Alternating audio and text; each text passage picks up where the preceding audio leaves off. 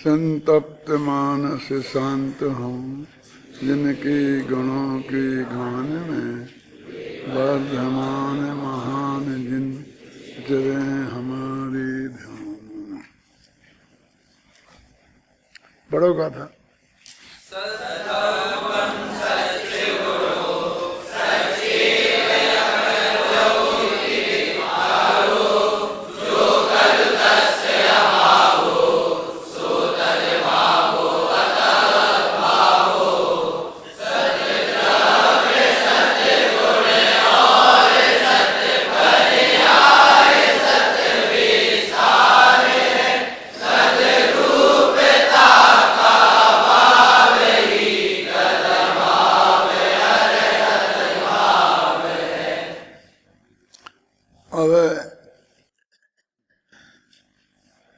पिछली गाथाओं में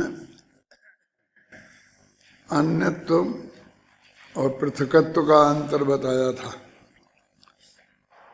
जिसमें प्रदेशों की भिन्नता होती है वो पृथक कहलाते हैं, और जिनमें प्रदेश एक होते हैं और भावादिक की भिन्नता होती है उनको अन्य अन्य कहते हैं। सत्ता गुण की बात चल रही है। मैंने कहा जितना भी द्रव्य सामान्य अधिकार होता है, जहाँ भी इसकी चर्चा होती है तो सबसे ज़्यादा सत्ता गुण की चर्चा चलती है। सत्ता को चाहे अस्तित्व को, सामान्य गुणों में भी सबसे पहले उसी की बात आती है।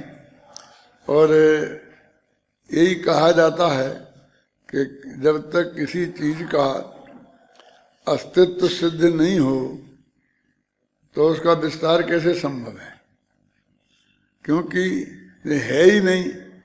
तो बांझ के बेटे की शादी का वर्णन जैसा मामला हो जाता है। पहले ये सिद्ध करो कि ऐसा कोई ये ईश्वर है जो जगत का करता है, तब फिर वो कैसे करता, क्या करता, वो सारी बातें होंगी। अथवा सर्वज्ञ परमात्मा कोई है तो फिर वो क्या जानता होगा, कैसे जानता होगा। ये जो सारी पर्यायों को जानता है और वो सब नक्की हुए बिना जान नहीं सकता, ये सब तो उसके आफ्टर इफेक्ट हैं। पहले सर्वज्ञता स्वीकार हो, है ना। हर एक व्यक्ति को इस लोक में दो बातें बहुत विचित्र हैं कि भविष्य के मामले में कि वो ये भी चाहता है या जानता है कि भविष्य नक्की है, और ये भी चाहता है कि वो नक्की ना हो। ये कैसे जाने कि वो मानता है कि भविष्य नक्की है? तो वो लोगों से भविष्य को पूछना चाहता है, जानना चाहता है, और वो जानने की जिज्ञासा इतनी अधिक है कि सारी दुनिया एक तरफ और भविष्य की बात को बताने वाला एक तरफ। वो सबसे बड़ा भगवान है। वो बता दे रहे भविष्य में कि तेरा ऐसा ऐसा होने वाला है। बिल्कुल साधारण से साधारण आदमी में कुछ भी नहीं हो और बिना किसी डिग्री के, बिना किसी उसके, और आदमी जरा सा बैठने लग जाएगा, देख बताना हाथ जरा, तेरी कुंडली बताना जरा, तेरे चेहरे से तो ऐसा लगता है कि तुम बहुत बड़ा आदमी है। मैंने कुछ भी बोल दे, फिर देखो हम उसके पीछे कैसे लगते हैं। और वो सिर्फ इसीलिए बोलता है क्या, क्योंकि उसे अपनी दुकानदारी चलानी है, तो उसको बहुत जल्दी जम जाता है मामला। किस कारण से ऐसा होता है? हम और आत्मा की, परमात्मा की, धर्म की इतनी बातें करें, सारी जिंदगी धर्म के क्षेत्र में लगा दी, अध्ययन करते पठन करते हैं, तब भी हम उस बात को उतना आकर्षित नहीं कर पाते हैं, है ना। और बड़े से बड़े डॉक्टर हैं, इंजीनियर हैं और विशेषज्ञ हैं, वे भी नहीं कर पाते हैं। लेकिन ये जो भविष्य वक्ता कोई भी बन जाता है, और जो बन जाता है उसकी चलने लगती है। और वो उसकी एक भी बात की प्रमाणिकता नहीं है, कोई उसके पास प्रमाणिकता का आधार नहीं है, फिर भी उसमें लोग शंका करते ही नहीं हैं, और अपना अपना भविष्य जानना चाहते हैं कि नहीं नहीं वो तो गप्पे लगाता है, झूठ बोलता है, ऐसी निंदा भी करते रहते हैं और फिर उसी से अपना भविष्य पूछते भी रहते हैं, जानते भी रहते हैं। तो ये मनुष्य की वो जो ज्ञान स्वभाव की प्रकृति है ना, माने जो भविष्य जाना जा सकता है, ऐसा जो हमारा स्वभाव है, ये उसका ही प्रकटीकरण है। कैसे अंदर से ये बात आती है कि जाना तो जा सकता है, और वो तो ऐसा थोड़ी जानना चाहता है कि पढ़ोगे तो पास होगे। वो तो निश्चित ही जानना चाहता है कि मैं पास होऊंगा कि नहीं होऊंगा, और कितने नंबर आएंगे। यदि आप उसकी डिटेल में और जब बताओ तो वो आप तो पूछते ही जाओगे कि कितने परसेंट आएंगे, तो परसेंटेज बता दे, तो हिंदी में कितने आएंगे, अंग्रेजी में कितने आएंगे, संस्कृत में, बहुत डिटेल है आपके पास पूछने के लिए, है ना। और नक्की है ये भी मानता है। और अब जब इस बात को सिद्धांत के रूप में सामने आती है तो उसे ये डर लगता है फिर मेरे हाथ में कुछ नहीं है। ज्योतिष को जितना बदनाम इसने किया, किसने, ये बदलने की भावना ने, उतना किसी ने नहीं किया, क्योंकि हर आदमी अकेला भविष्य जानना नहीं चाहता है, बल्कि उसके मन का नहीं हो तो वे उसे बदलना नहीं चाहता है। और यदि कोई ऐसा ज्योतिषी हो कि मैं तो सिर्फ जानता हूं, मैं बदल नहीं सकता, तो उसे कोई पैसा देने वाला नहीं है, जान तो लेगा उसे, है ना। वो तो बदलवाने के लिए सब कुछ करने को तैयार है। इसलिए फिर वो कहता है ये पूजा करो, ये पाठ करो, ये दान दो, इसको ऐसा करो, इसको ऐसा करो, मुझे बताओ तो मैं एक पूजा पाठ करवा दूंगा तो उससे कुछ ये हो जाएगा। इस तरह के करके अपने आडंबर और उनके माध्यम से फिर वो पैसा वसूल करने की कोशिश करता है। अब जब भविष्य तो नक्की है, वो बदला तो जा नहीं सकता है, और ये बात तो अपन लोगों को तो कम से कम नक्की हो गई ना। लेकिन वो जो बदलने की बात करता है उसके पास भी कोई आधार नहीं है, लेकिन उसके बिना उसकी दुकान नहीं चलती, धंधा नहीं चलता। मेरे से भी लोग कहते हैं आप ज्योतिष को मानते हैं? क्यों नहीं मानेंगे, ज्योतिष है ना, तो हम ज्योतिष को मानते हैं। ज्योतिष को एक ज्ञान का भेद है, निमित्त नैमित्तिक संबंध से जो ज्ञान करता है उसका एक प्रकार है। देखो ज्योतिषी तो अपने एक देव होते हैं ना, सूर्य चंद्रमा वगैरह, और उन्हीं की वजह से इसे विद्या का नाम भी ज्योतिष पड़ा है, क्योंकि अधिकांश ज्ञान उन्हीं के आधार पर किया जाता है। सूर्य की गति, चंद्रमा की गति, तारों की गति है। वही कहते हैं तेरा शनि इधर है, सूर्य इधर है, फलाना इधर है, उन्हीं की नाम बताते हैं ना, उनकी गति के हिसाब से कैसा ऐसा असर होता है। अब वो गति तो ये बदलने में किसी कीमत पर समर्थ नहीं है। यदि उस गति से होता है तो वो उसे भी नहीं बदल सकता। और वो तो उसकी जो गति है, उदाहरण के लिए 12 राशि हैं, तो सारा विश्व 12 राशियों में बटा है। अब 6 अरब लोग हैं, तो इसका मतलब हो गया कि एक राशि के 50 करोड़ लोग होंगे। तो जो जो तुम्हारा आता है ना अखबारों में राशिफल, वो 50 करोड़ का एक साथ है।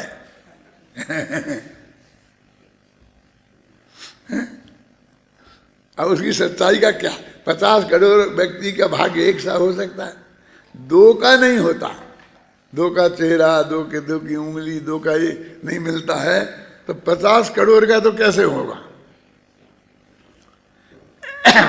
फिर भी जो भी अखबार पढ़ता है वो शायद ही एक आध व्यक्ति ऐसा हो कि वो अपना राशि पढ़ना पड़ता हो।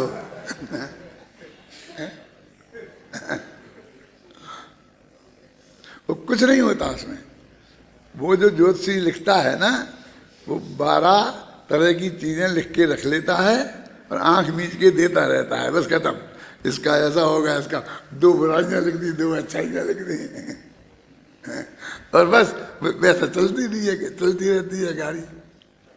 फिर भी हमारी जो भविष्य के जानने की जिज्ञासा है वो इतनी तीव्रतम है कि उनका, हम अखबार वालों से कहते हो कि तुम बेकार की चीज़ों का प्रचार करते हो, ये राजफल क्यों देते हो, तुम मानते हो कि नहीं, हम तो नहीं मानते।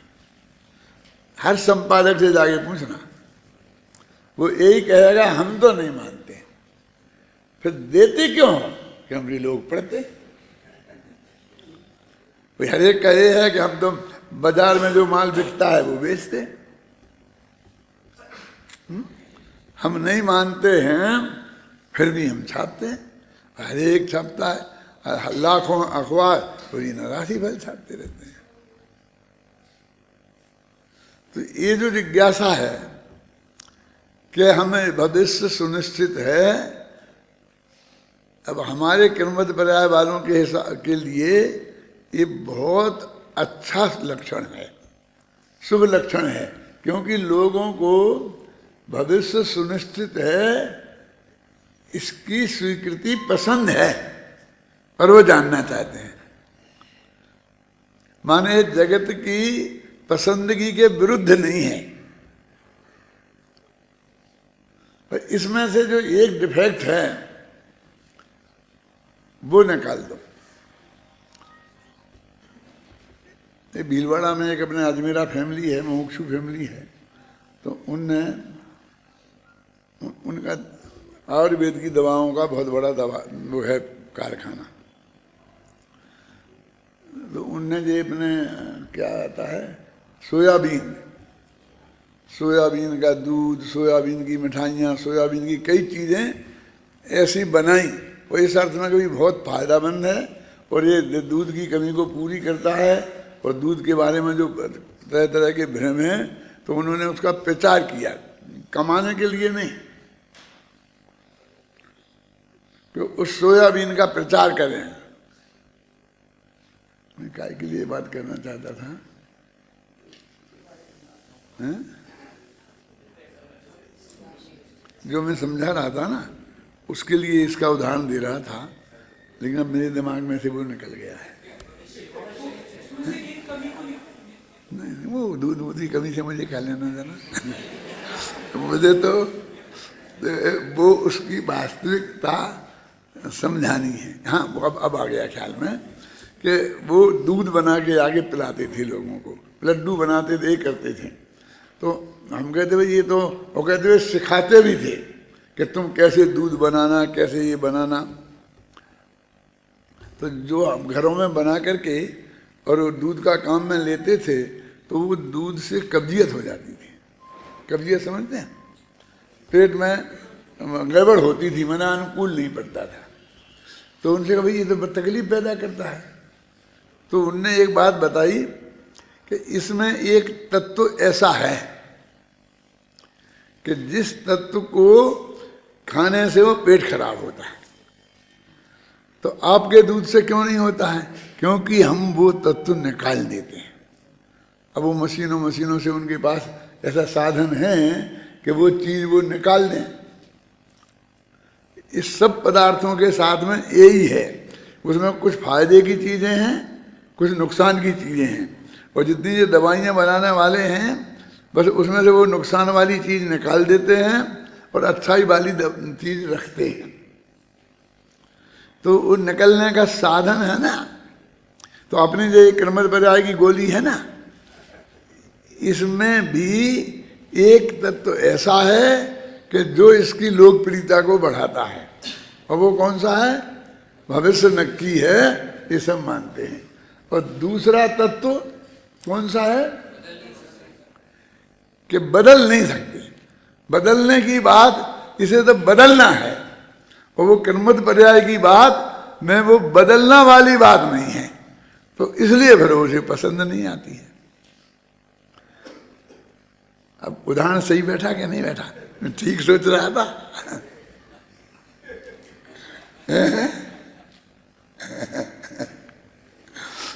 यदि जीवों के अंदर ऐसी जिज्ञासा नहीं होती भविष्य जानने की, तो कर्मठ पर्याय की बात कोई सुनता ही नहीं। और यदि बदलने की सुविधा होती तो ये दुनिया का सबसे बड़ा सिद्धांत बन जाता, सर्वमान्य सिद्धांत हो जाता। वो तो हो तो सकता नहीं है, लेकिन मैं बात बता रहा हूं कि उसमें एक तत्व ऐसा है और एक तत्व ऐसा है। तो जो मेरे से पूछते हैं कि आप ज्योतिष को मानते हैं कि नहीं, तो मैं ये कहता हूं कि ज्योतिष को मानता हूं। ज्योतिष ज्ञान तो सत्य है। अब वो ज्योतिषी कितना सत्य है और कितना झूठ है, ये मैं किसी की गारंटी नहीं दे सकता। समझ गया ना? क्योंकि उसके अंदर फिर वो कमाने का भी भावना है ना, इसलिए वो बदल सकने की बात उसने जोड़ दी है कि मेरे पास इसके बदलने का भी उपाय है। अब बदलने का उपाय है तो इसका मतलब ये है कि फाइनल नक्की नहीं, ऐसा ही अर्थ हुआ ना। तो मैं थोड़ी कि कोई भी बदल देगा, तो लौट फिर के वो नहीं नक्की नहीं है पे आ जाता है। और जब गले में ये मामला फंसता है, ये बड़े बड़े विद्वान कि सर्वज्ञता को सब मानते थे। जब हम लोग पढ़ते थे तो कोर्स में सर्वज्ञता थी, आज भी है। तो न्याय प्रथमा में थी, न्याय मध्यमा में थी, न्याय तीर्थ में थी।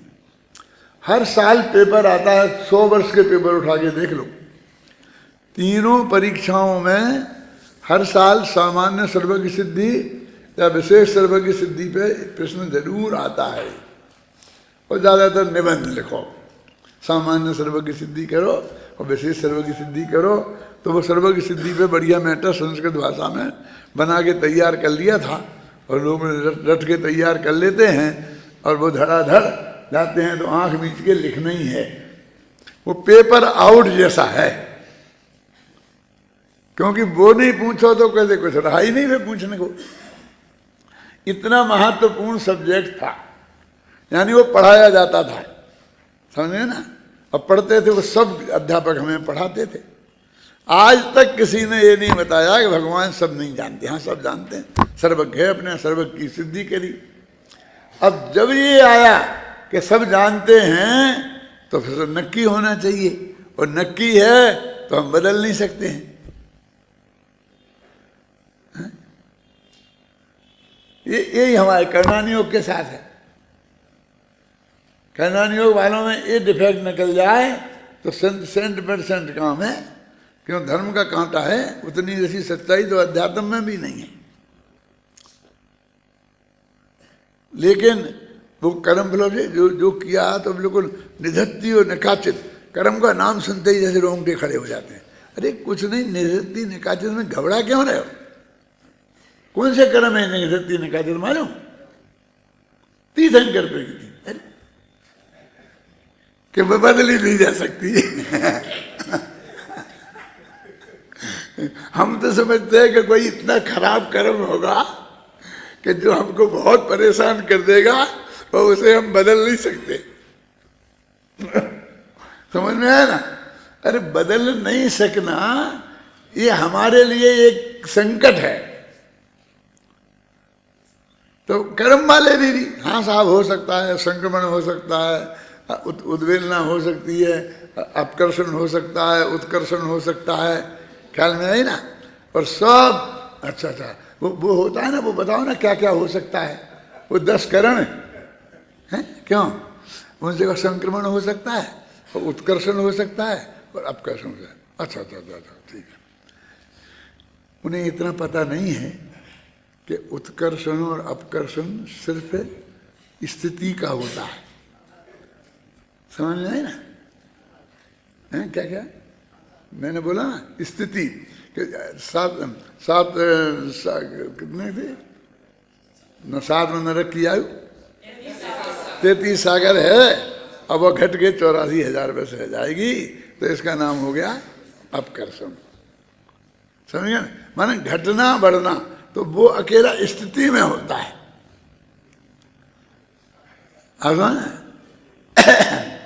ऐसे संक्रमण है और सब चीजें होंगी। मैं उन डिटेल में नहीं जाता हूँ, नहीं फिर मैं ही उसका हो जाऊंगा। मैं तो ये बताना चाहता हूँ कि उसके भरोसे जिंदा है कर्म फलस्वी, कि है कोई बिल्कुल नहीं बदल सकते ऐसी कोई बात नहीं है। उसमें भी बदलने का कोई रास्ता है, और वो पंडित जी बता देंगे कि भाई इस तरह से कर सकते। ये पता ही नहीं, किसी को कुछ पता नहीं, ना किसी को दिखाई देता है कर्म। शास्त्र में लिखा है सो हमने पढ़ा है, और शास्त्र वो अनुमान से हम जान सकते हैं। तो अनुमान भी आगमाश्रित है, समझ रहे तुम? कि आगम में ही लिखा है कि ऐसा होता है तो ऐसा होता है। तो जिस इसे बोलते हैं व्याप्ति। वो व्याप्तियां जो हैं उनके आधार पर हम जानते हैं, आगम के आधार पर। तो आगमाश्रित अनुमान है। अब वो इतना बड़ा कौआ खड़ा हो गया कि बस खत्म। अब उसमें पक्की बात हो जाए कि बदल नहीं सकता, तो वहां भी वही धर्म संकट खड़ा है। पंडितों की पंडिता ही नहीं चलती है। फिर हम तुमको विधि बताते हैं, अब देखो सब बता दिया, ये नमोकार मंत्र पढ़ो, इससे चक विधान कराओ, तो फलाना दूध। ये बड़ी बड़ी बीमारियां थी ना पुराने जमाने में। कोढ़ सबसे बड़ी बीमारी मानी जाती थी, क्योंकि कोढ़ियों को गांव में नहीं रहने देते थे, गांव के बाहर निकाल देते थे, आश्रम बना के वहीं डाल देते हैं। घर वाले घर में नहीं रहने देते हैं, छूत की बीमारी मानते थे, इसलिए वो बहुत बड़ा संकट मानते थे। तो ऐसे बड़े बड़े संकटों का कि कोई 2-4 गोलियां चाहिए थी हर एक को, हैं कि होए चाहे नहीं होए, लेकिन हम जिंदगी भर वो जपत रहें और इस आशा में लगे रहें कि हो जाएगी, ठीक हो जाएगी, हो जाएगी। तो ऐसे ऐसे ही फिर मर जाए, बस खत्म। और क्या समझे? ऐसा ही होता था। इसलिए उन्होंने ऐसी बीमारी का नाम लिया कि जो इस भव में ठीक होती ही नहीं है। घबराना नहीं, पूरी बात। यानी वो बहुत धीमी गति से बढ़ती है और बहुत धीमी गति से उसका इलाज भी होता है। दवाइयां तो बन गई हैं। आज आपके शरीर में कोढ़ का कीटाणु प्रवेश करे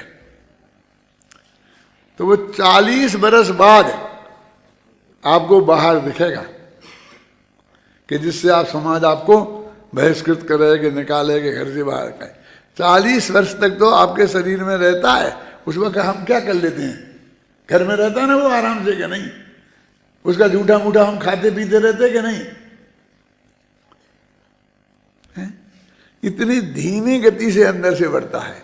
फिर दवाई इलाज चालू हो तो वो 40 वर्ष में धीरे धीरे ठीक होगा। ख्याल नहीं ना? और तब तक तुम मर जाओगे। तो इसलिए कहते हैं कि वो मरने तक ठीक होता ही नहीं। ठीक होता नहीं का मतलब समझे ना, कि उसका इलाज नहीं है। अब ऐसी बीमारी के लिए हमने सच्चक विधान दाव पे लगा दिया।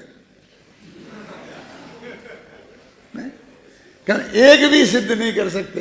क्यों बोलो? ये एक भी हम कर दे में कोई ऐसा होता नहीं है। जुकाम वुकाम तो 3 दिन में अपने आप ठीक हो जाता है। चाहे जो गोली दे दो, कुछ नहीं कह दो, दूध पिला दो, पानी पिला दो, गर्म पानी पी लेना, इतनी चुटकी भर नमक डाल के पी लेना, ठीक हो जाएगा। 2-3 दिन तो लगेंगे। तो ऐसी बीमारी का बताते तो काम चलता रहता ना, है? फिर ऐसी बीमारी पकड़ी। तो ये जो मेरे कहने का मतलब है कि वस्तु का स्वरूप बहुत निर्द्वंदता से समझा जाता है। इस सत्ता नाम का जो गुण है वो सर्वाधिक महत्वपूर्ण है, क्योंकि पहले है सिद्ध हो तो कैसा है, यानी पहले जाना जा सकता है सर कोई आदमी ऐसा हो सकता है कि वो सब भूत भविष्य वर्तमान को जान सकता है, तो वो क्या जानता और क्या नहीं जानता सिद्ध हो। अपन यहां से किरमत पर्याय की तरफ चले गए थे, है ना। तो उस अस्तित्व नाम का जो गुण है, अब कहते हैं है तो एक गुण। अब इसका दो तरह से विस्तार होता है, ध्यान से सुनना। कि एक तो महासत्ता की तरह और एक अवान्तर सत्ता का, कि हम भी हैं और तुम भी हैं। तो हमारी तुम्हारी कौन सी रिश्तेदारी है? कि है वाली रिश्तेदारी है। क्यों? दोनों हैं। जैसे रेल के डब्बे में बैठे हुए दो यात्री कौन सी रिश्तेदारी में हैं? कि दोनों यात्री हैं, इसलिए दोनों के हित समान हैं। गाड़ी लेट होगी तो दोनों की होगी और जल्दी पहुंचेगी तो दोनों के लिए पहुंचेगी, है ना। फिर फर्स्ट क्लास वाले, उनके हित समान है, सेकंड क्लास वालों के, यानी कई जातियां बन जाती हैं ना। तो एक तो ये सत्य कि तुम भी हो और हम भी हैं, और ये महासत्ता वहां तक जाती है। कहाँ? इस संग्रह ने यहां तक ले जाता है, सारी दुनिया जिसमें समेटकर आ जाती है। अब उसको अभी छुट्टी रखो थोड़ी। अब यहां ये कह रहे कि ये सत्ता नाम का जो गुण है हर एक आदमी में, सत्ता माने हमारी सत्ता है, जरा वैसी सत्ता मत रहना। तो सत्ता नाम का गुण, अस्तित्व नाम का गुण, उसका नाम सत्ता। कि सत्ता का स्वरूप क्या है? कि स्वरूप ये है कि उसे तीन जगह हमने विस्तार दिया, द्रव्य सत्य, गुण सत्य और पर्याय सत्य। है सत्ता एक ही। द्रव्य की सत्ता अलग हो और गुण की सत्ता अलग हो और पर्याय की सत्ता अलग हो, ऐसा नहीं है। लेकिन वो सत्ता दोनों में है, सत्ता नाम का गुण। इसलिए हम द्रव्य की तरफ से बात करें, पर गुण की तरफ से बात करें और पर्याय की तरफ से बात करें, तो हम द्रव्य सत्य अलग, गुण सत्य अलग और पर्याय सत्य अलग, ऐसा कह सकते हैं। सत्ता भी एक गुण ही है, लेकिन फिर भी अनंत गुण है। तो अनंत गुणों में भी सत्ता गुण का रूप है ना, गुरुदेव जी ने फरमाया। तो इससे सब गुण का अस्तित्व है। सब गुण में अस्तित्व गुण है ना, अस्तित्व गुण का रूप है। देखो अपने अंदर के जो भेद हैं उनमें अपने अस्तित्व गुण का रूप है। तुम्हारे गुण में हमारे अस्तित्व गुण का रूप नहीं है, तुम्हारे अस्तित्व गुण का है। तो ये अंतर्गत भेद है दादा, द्रव्य सत्य, गुण सत्य और विस्तार सत्य।